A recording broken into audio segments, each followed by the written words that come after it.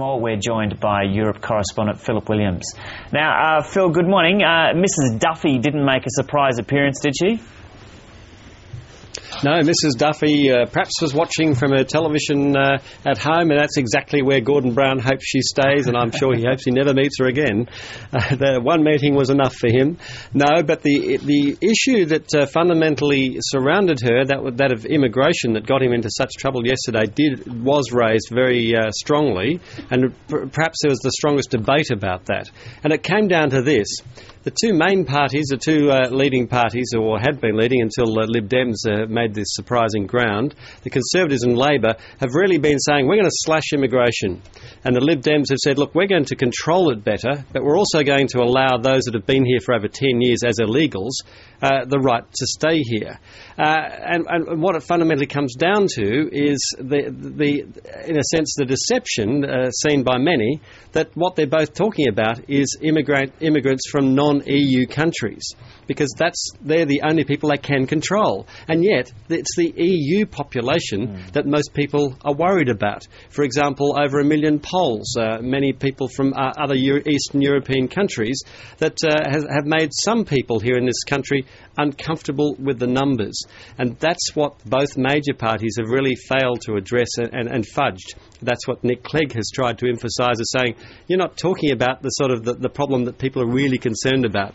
But apart from immigration, the economy has been dominant too, and very much a case of, well, who do you believe is going to steer the country through tough economic times? Gordon Brown is saying, look at Greece, look at Portugal, look at the problems that face us ahead, and look at me, I've got the experience to get us through this. And the plans by the Tories to cut the deficit by $6 billion will only wreck the possibility of getting out of this economic hole. Here's a little of what he said and the others.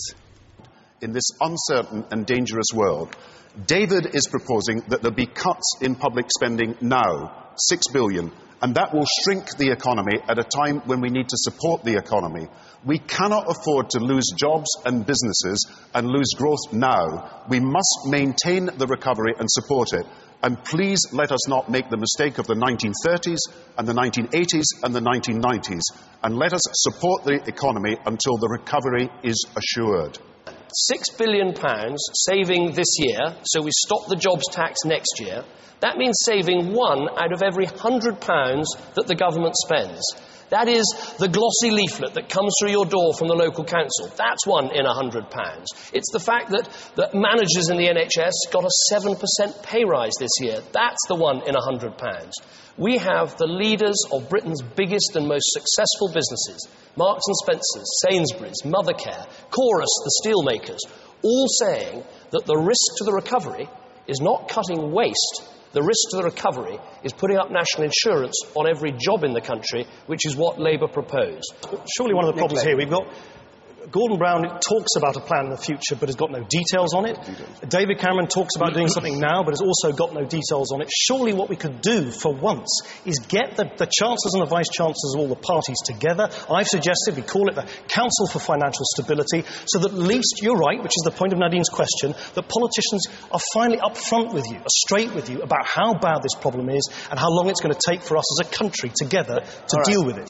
So the three leaders there in the last televised debate. So, Phil, 1 week out from the election, who's your money on?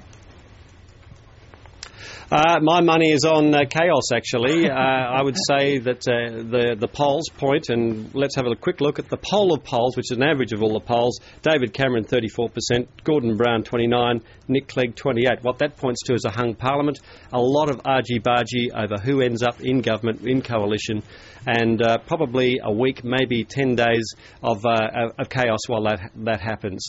Very unlikely to be a clear winner out of this, and I don't think the debates really have provided the old knockout punch for any particular leader, and I think we're in for interesting times. I'll be desperate last week, but all the polls say at the moment that Nick Clegg is going to decide who's going to be the next Prime Minister. Oh, lots of work ahead for a foreign correspondent in London. Phil Williams, thanks very much.